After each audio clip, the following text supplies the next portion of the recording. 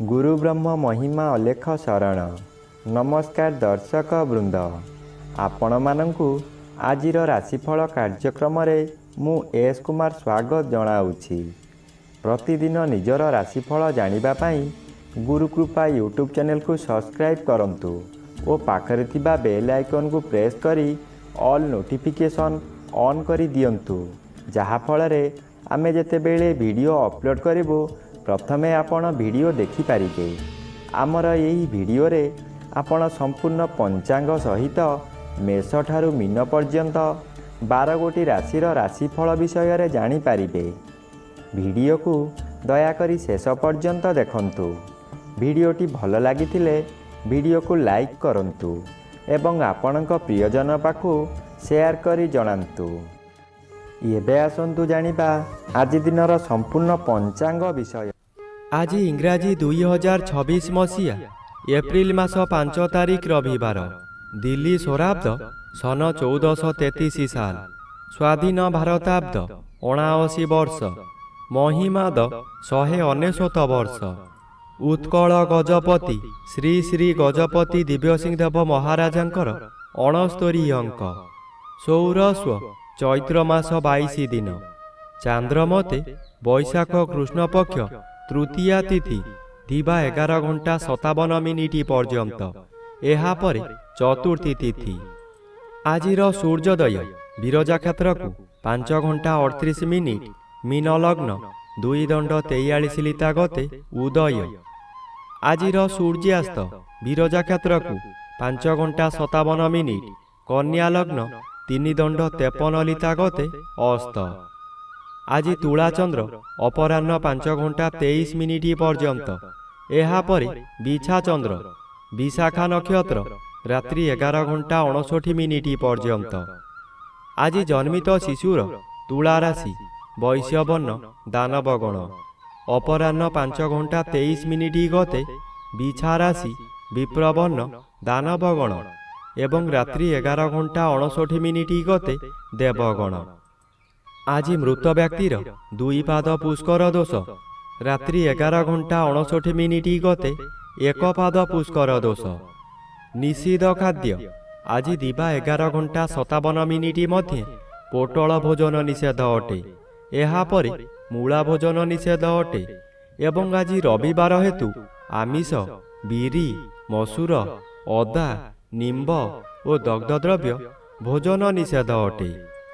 आजिर अमृत जोग प्रातः 6 घंटा 23 मिनिट गते दिवा 9 घंटा 37 मिनिट मध्य एवं रात्रि 7 घंटा 25 मिनिट गते 9 घंटा 1 मिनिट मध्य। आजिर महेंद्र जोग प्रातः 6 घंटा 26 मिनिट मध्य, संध्या 6 घंटा 39 मिनिट गते रात्रि 7 घंटा 25 मिनिट मध्य एवं रात्रि 12 घंटा 21 मिनिट गते 2 घंटा 58 मिनिट मध्य। आजिर काल बेला एवं बार बेला दिवा 10 घंटा 10 मिनिट गते 1 घंटा 28 मिनिट मध्य। आजिर काल रात्रि रात्रि 11 घंटा 57 मिनिट गते 1 घंटा 32 मिनिट मध्य। आजिर राहु काल अपराह्न 4 घंटा 30 मिनिट ठारू संध्या 6 घंटा मध्य। आजिर घात चंद्र नाही, घात नक्षत्र नाही। दिवा 11 घंटा 57 मिनिट गते वृष राशि और कुंभ राशिर घात तिथि।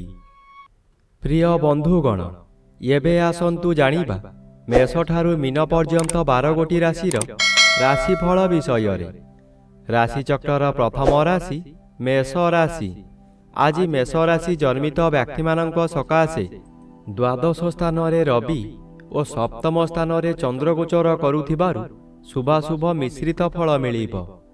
आज आपणकर विभिन्न दिगरे अर्थ हानि हेबार बाट देखा देव। आपण काहारी भल उपदेश को ग्रहण करिबे नाही। सप्तम स्थान रे चंद्र गोचर करुथिबारु व्यवसाय करुथिबा व्यक्ति अधिक व्यवसाय को वृद्धि करि पारंती। उत्तम रूपे व्यवसाय चलिब, आशा ठारू अधिक लाभ करिबे। एबे आसंतु जानिबा राशि चक्र द्वितीय राशि वृष राशि विषय रे। आज वृष राशि जन्मित व्यक्ति मानक सकाशे ଏକାଦଶର ବି ଶୁଭ ଫଳ ପ୍ରଦାନ କରିବେ।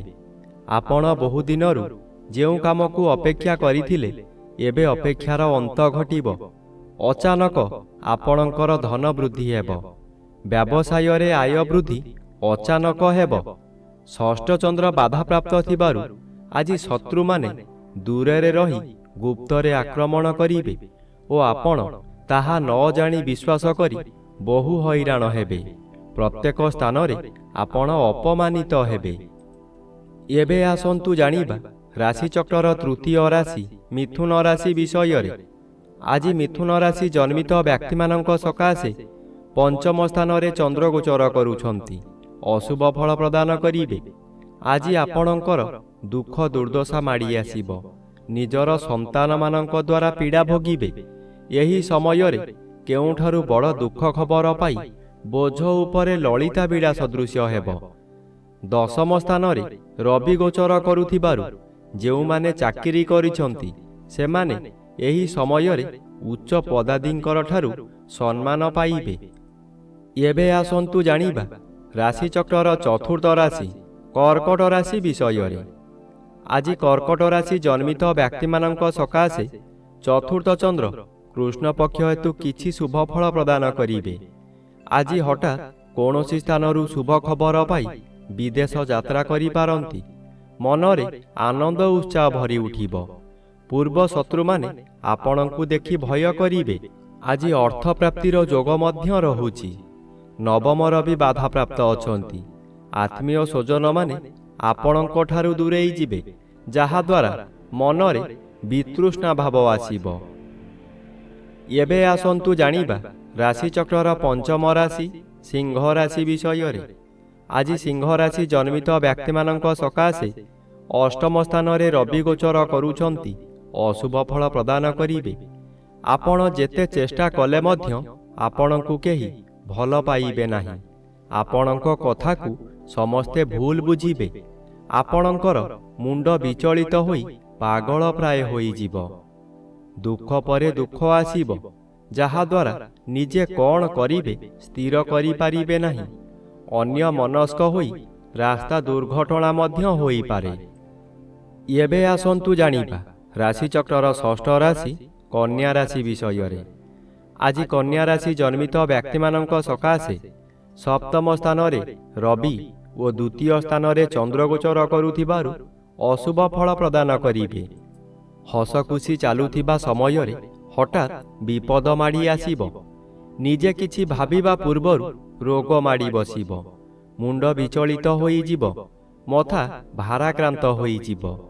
ଏତେ କଷ୍ଟରେ ଥାଇ ମଧ୍ୟ ପରିବାର ସକାଶେ ଚିନ୍ତିତ ରହିବେ। ବାଧ୍ୟ ହୋଇ ଖର୍ଚ୍ଚ ଉପରେ ଖର୍ଚ୍ଚ କରିବେ ଓ କରଜ କରିବାକୁ ବାଧ୍ୟ ହେବେ। ଏବେ ଆସନ୍ତୁ ଜାଣିବା ରାଶିଚକ୍ରର ସପ୍ତମ ରାଶି ତୁଳା ରାଶି ବିଷୟରେ। ଆଜି ତୁଳା ରାଶି ଜନ୍ମିତ ବ୍ୟକ୍ତିମାନଙ୍କ ସକାଶେ ଷଷ୍ଠ ସ୍ଥାନରେ ରବି ଗୋଚର କରୁଛନ୍ତି, ଶୁଭ ଫଳ ପ୍ରଦାନ କରିବେ।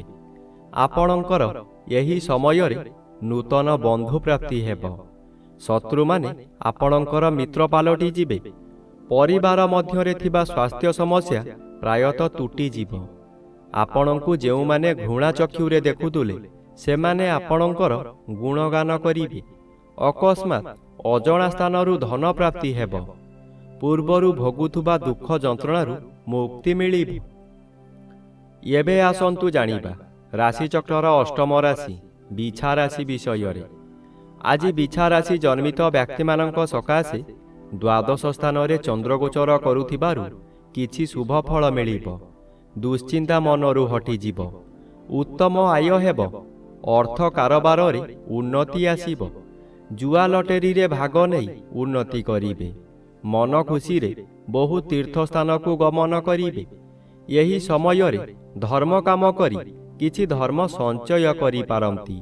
ମନରେ ଧର୍ମ ଭାବନା ଜାଗ୍ରତ ହେବ ଓ ଆପଣ ଧର୍ମ କାର୍ଯ୍ୟରେ ଅର୍ଥ ଖର୍ଚ୍ଚ କରିବେ। ଏବେ ଆସନ୍ତୁ ଜାଣିବା ରାଶିଚକ୍ରର ନବମ ରାଶି ଧନୁ ରାଶି ବିଷୟରେ। ଆଜି ଧନୁ ରାଶି ଜନ୍ମିତ ବ୍ୟକ୍ତିମାନଙ୍କ ସକାଶେ ଚତୁର୍ଥ ସ୍ଥାନରେ ରବି ଓ ଏକାଦଶ ସ୍ଥାନରେ ଚନ୍ଦ୍ରଗୋଚର କରୁଥିବାରୁ ଶୁଭାଶୁଭ ମିଶ୍ରିତ ଫଳ ମିଳିବ। ପୂର୍ବରୁ କୌଣସି ଅଫିସରଙ୍କ ସାକ୍ଷାତ ପାଉନଥିଲେ, ଏବେ ତାଙ୍କ ସହିତ ସାକ୍ଷାତ ହେବ। ତାଙ୍କ ସହଯୋଗରେ ଆପଣ ବହୁ ନୂତନ କାମ ପାଇ ଉପକୃତ ହେବେ। ଚତୁର୍ଥ ସ୍ଥାନରେ ରବି ଗୋଚର କରୁଥିବାରୁ ଆଜି କିଛି ଭାବିବା ପୂର୍ବରୁ ଅଚାନକ ବିପଦ ମାଡ଼ି ଆସିବ। ପରିବାର ମଧ୍ୟରେ ମାତାଙ୍କର ଶରୀର ବିଶେଷ ଅସୁସ୍ଥ ରହିବ। ଏବେ ଆସନ୍ତୁ ଜାଣିବା ରାଶିଚକ୍ରର ଦଶମ ରାଶି ମକର ରାଶି ବିଷୟରେ। ଆଜି ମକର ରାଶି ଜନ୍ମିତ ବ୍ୟକ୍ତିମାନଙ୍କ ସକାଶେ ଦଶମ ଚନ୍ଦ୍ର ଅନ୍ୟ ଗ୍ରହ ଦ୍ୱାରା ବାଧା ପାଉଥିବାରୁ କର୍ମକ୍ଷେତ୍ରରେ ଅସଫଳ ହୋଇ ଅପମାନିତ ହେବେ। ଉପରିସ୍ଥ ଅଫିସରଙ୍କ ନିକଟରେ କାମ କରି ନ ପାରିବାରୁ କାମ ହାତଛଡ଼ା ହୋଇଯାଇପାରେ। ସହକର୍ମୀମାନେ ପରିହାସ କରିବେ ଓ ଆପଣ ଦୁଃଖରେ ଭାଙ୍ଗି ପଡ଼ିବେ। ଆପଣ ଯାହା ଚାହିଁବେ ତାହା କରିପାରିବେ ନାହିଁ। ତଥାପି ତୃତୀୟ ସ୍ଥାନରେ ରବି ଗୋଚର କରୁଥିବାରୁ ପାରିବାରିକ ଶାନ୍ତି ମିଳିବ। ଏବେ ଆସନ୍ତୁ ଜାଣିବା ରାଶିଚକ୍ରର ଏକାଦଶ ରାଶି କୁମ୍ଭ ରାଶି ବିଷୟରେ। ଆଜି କୁମ୍ଭ ରାଶି ଜନ୍ମିତ ବ୍ୟକ୍ତିମାନଙ୍କ ସକାଶେ ଦ୍ୱିତୀୟ ସ୍ଥାନରେ ରବି ଗୋଚର କରୁଥିବାରୁ କିଛି ଶୁଭଫଳ ମିଳିବ। ଯେକୌଣସି ଉପାୟରେ ଅର୍ଥପ୍ରାପ୍ତି ହେବ। ଆୟବ୍ୟୟ ପ୍ରାୟତଃ ସମାନ ରହିବ। ଚକ୍ରାନ୍ତକାରୀ ବ୍ୟକ୍ତି ଚକ୍ରାନ୍ତରେ ଫେଲ୍ ମାରି ଆପଣଙ୍କର ଶରଣାପନ୍ନ ହେବେ ଓ ଆପଣ ସତର୍କ ହୋଇଯିବେ। ନବମ ଚନ୍ଦ୍ର କୃଷ୍ଣପକ୍ଷ ହେତୁ ଅଶୁଭ କରାଇବ। ଆପଣ ଯାହା ଚାହିଁବେ ତାହା କରି ନ ପାରି ଅବସାଦ ଭୋଗିବେ। ଆପଣଙ୍କର ମଥା ବିଚଳିତ ହୋଇଯିବ। ଏବେ ଆସନ୍ତୁ ଜାଣିବା ରାଶିଚକ୍ରର ଦ୍ୱାଦଶ ବା ଶେଷ ରାଶି ମୀନ ରାଶି ବିଷୟରେ। ଆଜି ମୀନ ରାଶି ଜନ୍ମିତ ବ୍ୟକ୍ତିମାନଙ୍କ ସକାଶେ ଅଷ୍ଟମ ସ୍ଥାନରେ ଚନ୍ଦ୍ର ଓ ଜନ୍ମରେ ରବି ଗୋଚର କରୁଥିବାରୁ ଅଶୁଭ ଫଳ ପ୍ରଦାନ କରିବେ। ଆଜି ଆପଣଙ୍କର ଆତ୍ମା ସର୍ବଦା ବ୍ୟାକୁଳିତ ହେବ। ସର୍ବଦା ଅନ୍ୟମନସ୍କ ରହିବା ହେତୁ ଯିଏ ଯାହା କୁହନ୍ତୁ ମନରେ କ୍ରୋଧ ଭାବ ଜାଗ୍ରତ ହେବ। କ'ଣ ଗୋଟାଏ ଆଗକୁ ହେବ ବୋଲି ମନ ମଧ୍ୟରେ ଭୟଜାତ ହେବ। ଆପଣ ବାଧ୍ୟ ହୋଇ ବାହାରକୁ ଯିବେ, କିନ୍ତୁ କାର୍ଯ୍ୟରେ ବିଫଳ ହେବେ। ଦିନକୁ ଦିନ ଅବନତି ଆଡ଼କୁ ଗତି କରିବେ।